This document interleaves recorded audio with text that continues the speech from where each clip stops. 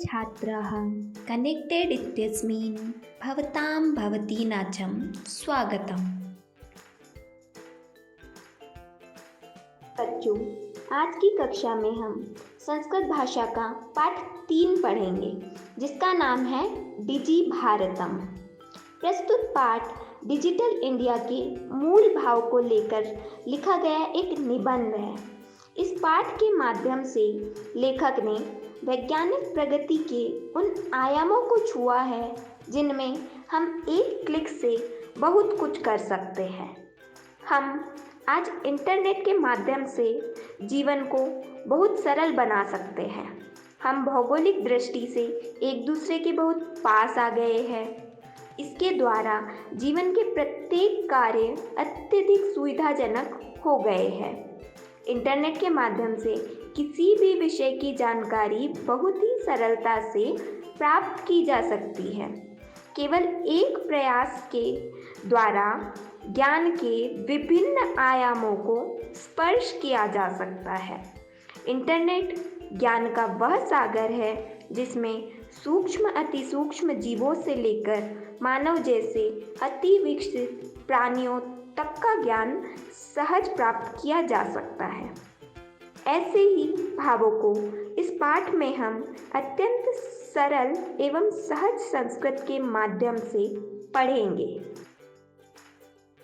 चलिए बच्चों, इसी के साथ शुरू करते हैं इस पाठ का पहला पद।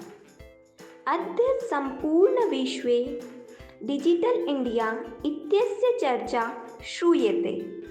अस्य पदस्य कः भावः इति मनसि जिज्ञासा उत्पद्यते। कालपरिवर्तनेन सह मानवस्य आवश्यकताऽपि परिवर्तते। प्राचीनकाले ज्ञानस्य आदानं प्रदानं मौखिकम् आसीत्। विद्या च श्रुतिपरम्पराया गृह्यते स्म। अनन्तरं तालपत्रोपरि भोजपत्रोपरि च लेखनकार्यम् आरब्धम्। परिवर्तनानि काले कर्गदस्य लेखन्याः च आविष्कारेण सर्वेषामेव मनोगतानां भावानां कर्गदोपरि लेखन प्रारब्धम्। इन पंक्तियों का अर्थ है कि आज पूरी दुनिया में डिजिटल इंडिया की चर्चा सुनने को मिल जाती है। इस शब्द का क्या भाव है, यह जानने की इच्छा मन में उत्पन्न होती है।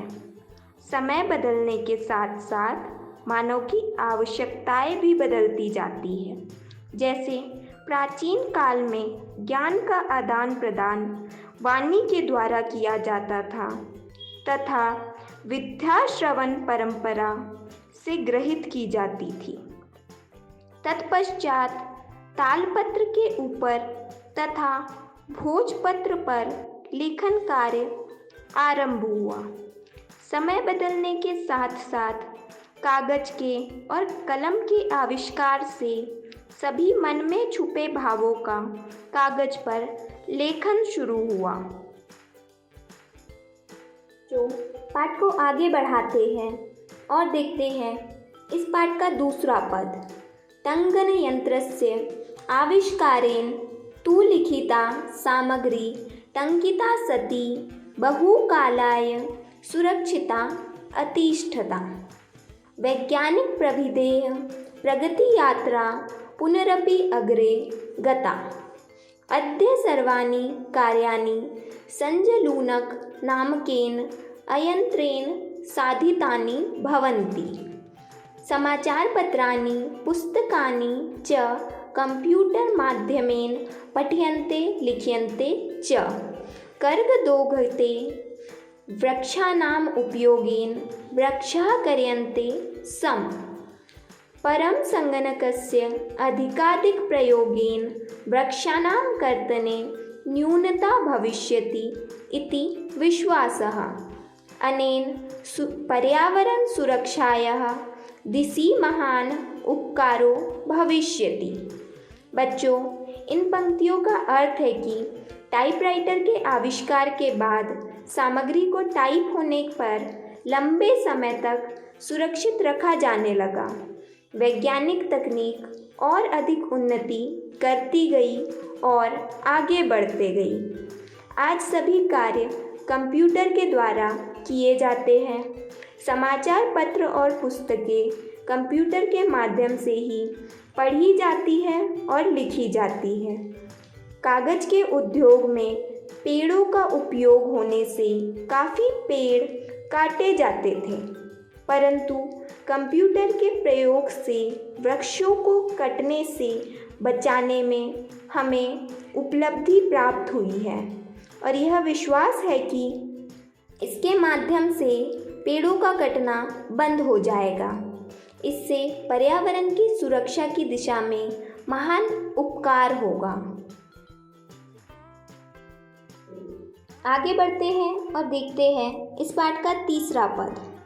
अधुना आपने वस्तुक्रयार्थं रूप्यकाणाम् अनिवार्यता नास्ति। डेबिट कार्ड, क्रेडिट कार्ड इत्यादयः सर्वत्र रूप्यकाणां स्थानं गृहीतवन्तः। वित्तकोशस्य चापि सर्वाणि कार्याणि सजगयन्त्रेण सम्पाद्यन्ते।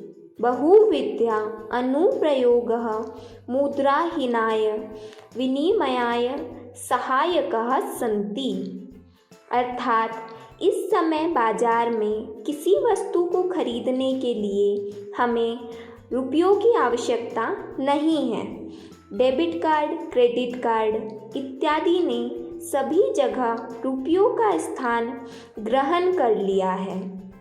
बैंक के भी सभी कार्य कंप्यूटर के द्वारा किए जाते हैं। अनेक प्रकार के अनुप्रयोग मुद्रा रहित लेन देन के लिए सहायक है।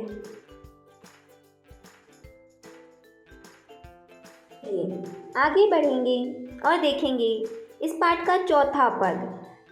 कुत्रापि यात्रा करणीया भवेत् रेलयान यात्रापत्रस्य वायुयान यात्रापत्रस्य अनिवार्यता अद्या नास्ति।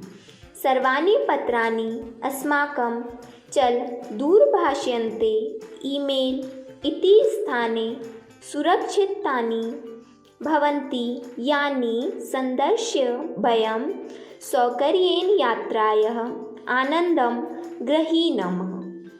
चिकित्सालयेऽपि उपचारार्थ रूप्यकाणाम् आवश्यकता नानुभूयते। सर्वत्र कार्ड माध्यमेन ई-बैंक माध्यमेन शुल्क प्रदातुं शक्यते। इन पंक्तियों का मतलब है कि कहीं भी यात्रा करनी हो तो रेल टिकट या हवाई जहाज़ के टिकट की आज हमें ज़रूरत नहीं है, क्योंकि सभी प्रकार के पत्र हमारे मोबाइल में ईमेल नामक स्थान पर सुरक्षित होते हैं, जिन पत्रों को दिखाकर हम सब आसानी से यात्रा का आनंद प्राप्त कर सकते हैं। चिकित्सालय में भी उपचार के लिए रुपयों की आवश्यकता अब महसूस नहीं होती, क्योंकि सभी स्थानों पर कार्ड के माध्यम से तथा ई-बैंकिंग के माध्यम से फीस प्रदान की जा सकती है। जो पाठ को आगे बढ़ाते हैं और देखते हैं अगला पद। तदीनाम नातिदूरम यदा वयं हस्ते एकमात्र चल दूरभाष्ययन्त्रमदाय सर्वाणि कार्याणि साधयितुं सर्वथा भविष्यामः। वस्त्रपुटके रूप्यकाणाम् आवश्यकता न भविष्यति। पासबुक, चेकबुक इत्यनयोः आवश्यकता न भविष्यति। पठनार्थ पुस्तकानां समाचारपत्राणाम् अनिवार्यता समाप्तप्राया भविष्यति। लेखनार्थम् अभ्यासपुस्तिकायाः कागदस्य वा नूतनज्ञानान्वेषणार्थं शब्दकोशस्यापि आवश्यकता न भविष्यति। अपरिचितमार्गस्य ज्ञानार्थं मार्गदर्शकस्य मानचित्रस्य आवश्यकतायाः अनुभूतिः अपि न भविष्यति। एतत् सर्व एकेनैव यन्त्रेण कर्तुं शक्यते।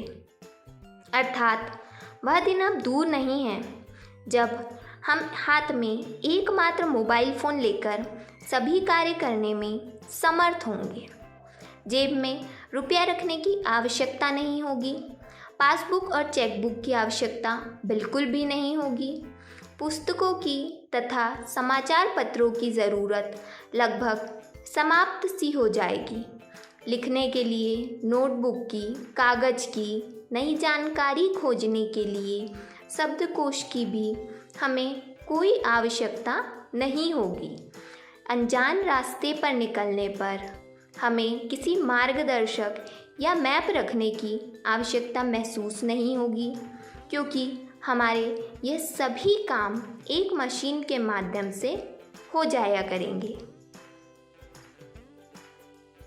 आगे बढ़ते हैं और देखते हैं अगला पद। शाकादि क्रयार्थम फल क्रयार्थम विश्रामगृहेषु कक्ष सुनिश्चित कर्तुं चिकित्सालय शुल्क प्रदातुं विद्यालये महाविद्यालये चापि शुल्कं प्रदातुं किं बहुना दानमपि दातुं चल दूरभाषयंत्रेण अलम्। अर्थात सब्जी आदि खरीदने के लिए, फल खरीदने के लिए, होटल में कमरा बुक करने के लिए, अस्पताल का बिल देने के लिए या फिर विद्यालय और महाविद्यालय में फीस देने के लिए, इसी के साथ साथ दान देने के लिए भी सिर्फ और सिर्फ मोबाइल फ़ोन ही काफ़ी होगा। डिजिटल भारत का सपना जल्द ही साकार होता नज़र आ रहा है।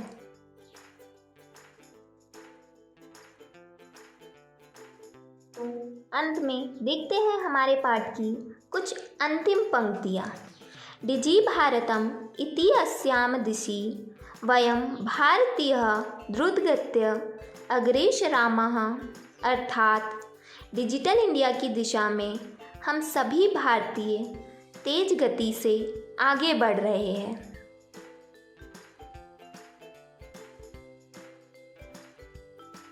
आज के पाठ में हमने कई नए और कठिन शब्द देखे। अब बारी है उन शब्दों के अर्थ जानने की। तो चलिए देखते हैं उन नए और कठिन शब्दों के हिंदी अर्थ। जिज्ञासा। जिज्ञासा का अर्थ है जानने की इच्छा। उत्पद्यते अर्थात उत्पन्न होता है या उत्पन्न होती है। परिवर्तनी काले अर्थात परिवर्तन के समय में। अनंतरम अर्थात बाद में। कर्गदस्य अर्थात कागज का बना हुआ। प्रविधि अर्थात कोई तकनीक। चल दूरभाषयंत्रम अर्थात मोबाइल फ़ोन। रेलयान यात्रा पत्रम अर्थात रेल का टिकट। वायुयान यात्रा पत्रम अर्थात हवाई जहाज का टिकट। सौकर्येन अर्थात सुगमता से या आसानी से। अगला शब्द है सौंदर्य अर्थात दिखलाकर। चिकित्सालय अर्थात अस्पताल। वस्त्रपुटके अर्थात जेब। द्रुतगत्य अर्थात तेज गति से। शुल्कम। शुल्कम का अर्थ है फीस।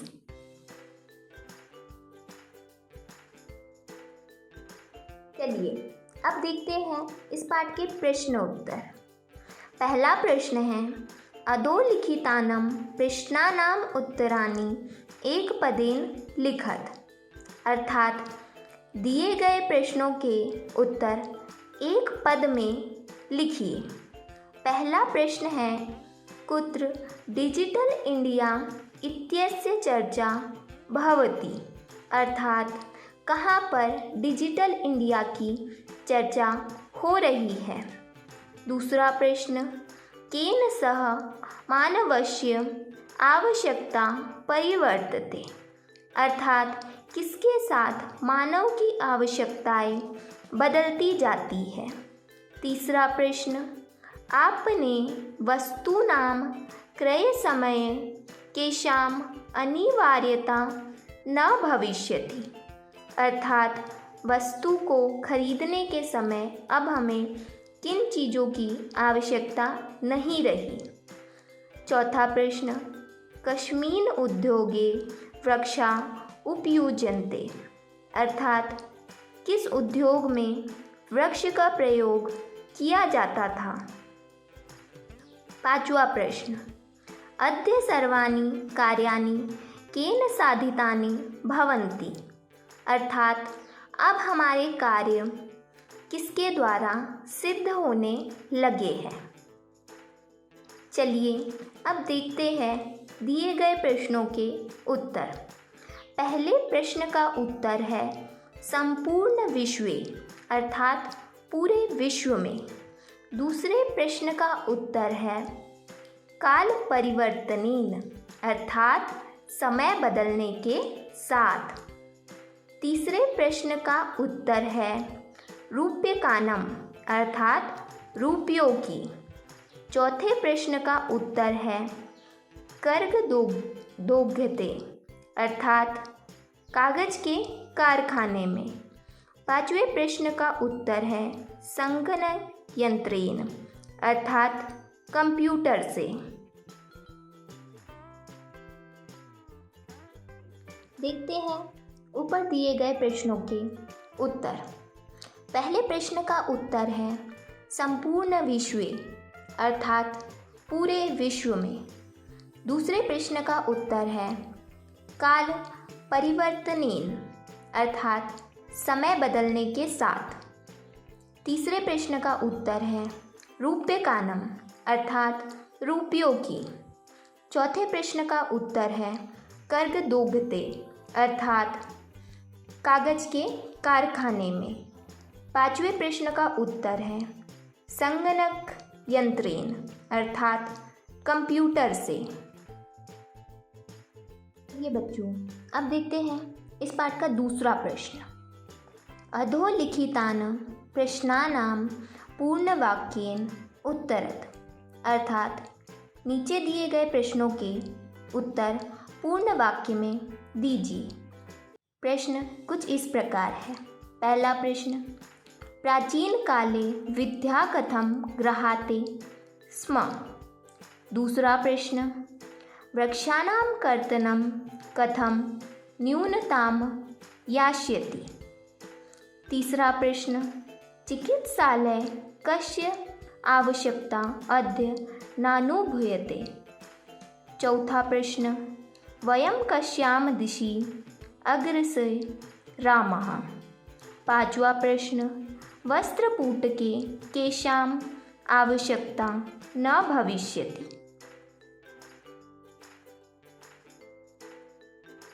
चलिए बच्चों अब देखते हैं उन प्रश्नों के उत्तर।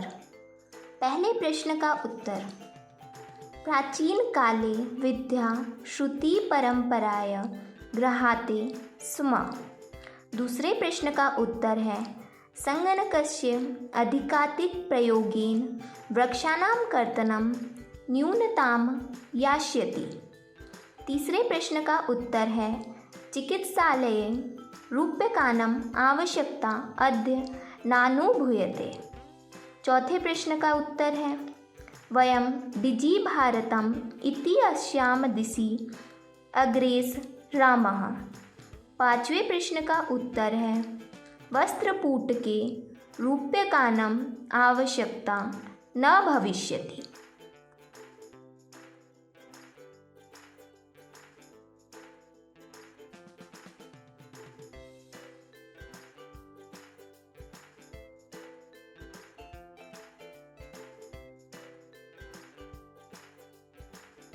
बच्चों प्रश्नों की श्रृंखला को आगे बढ़ाते हैं और देखते हैं इस पाठ का तीसरा प्रश्न। रेखांकित पदानिधिकृत्य प्रश्न निर्माणं कुरुत, अर्थात रेखांकित शब्द के आधार पर प्रश्न निर्माण कीजिए। आपके पद कुछ इस प्रकार है। क भोजपत्रोपरि लेखनं आरब्धम। इस वाक्य में रेखांकित शब्द है लेखनम। ख लेखनार्थम कर्गदस्य आवश्यकतायाः अनुभूतिः न भविष्यति। इस वाक्य में रेखांकित शब्द है कर्गदस्य। ग विश्रामगृहेषु कक्षम सुनिश्चितम भवेत्। इस वाक्य में हमारा रेखांकित शब्द है विश्रामगृहेषु। घ सर्वाणि पात्राणि चलदूरभाषयंत्रे सुरक्षितानि भवन्ति। इस वाक्य में रेखांकित शब्द है चलदूरभाषयंत्रे। च वयम् उपचारार्थ चिकित्सालयं गच्छामः। इस वाक्य में रेखांकित शब्द है उपचारार्थ। बच्चों, ये रहे आपके तीसरे प्रश्न के उत्तर। क भोजपत्रोपरि किम् आरब्धम। ख लेखनार्थं कस्य आवश्यकतायाः अनुभूतिः न भविष्यति। ग कुत्र कक्षं सुनिश्चितं भवेत्।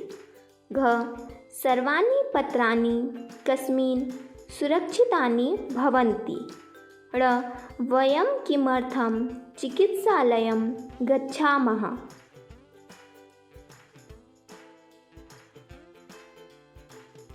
बच्चों, अब देखेंगे इस पाठ का चौथा प्रश्न। उदाहरण मनुष्यत्व विशेषण विशेष्य मेलनम कुरुत। अर्थात उदाहरण के अनुसार विशेषण और विशेष्य पदों का मेल कीजिए। आपके उत्तर आपके समक्ष प्रस्तुत है, जिसमें विशेषण शब्द मौखिकम का विशेष्य है ज्ञानमः, मनोगतः का विशेष्य है भावः, तंडितः का विशेष्य शब्द है सामग्री, महान का विशेष्य शब्द है उपकार, मुद्राविहीनः का विशेष्य है विनिमयः। ये बढ़ते हैं और देखते हैं हमारे इस पाठ का पांचवा प्रश्न। अधोलिखित पदयोः संधि कृत्वा लिखित। अर्थात नीचे दिए गए पदों की संधि करके लिखिए, अर्थात इन्हें जोड़कर लिखिए।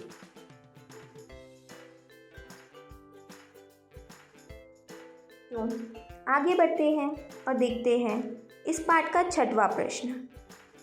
उदाहरण के अनुसार नीचे दिए गए पदों से वाक्य बनाइए। बच्चों, आपके वाक्य कुछ इस प्रकार है। आवश्यकता वस्त्रकूटके रूप्यकाणाम् आवश्यकता नास्ति। दूसरा सामग्री लिखिता सामग्री बहुकालाय सुरक्षिता नातिष्ठत। तीसरा पद पर्यावरण सुरक्षा, पर्यावरण सुरक्षा आवश्यकता का अस्ति। चौथा पद विश्रामगृहं पर्यटकाः विश्रामगृहं गच्छन्ति।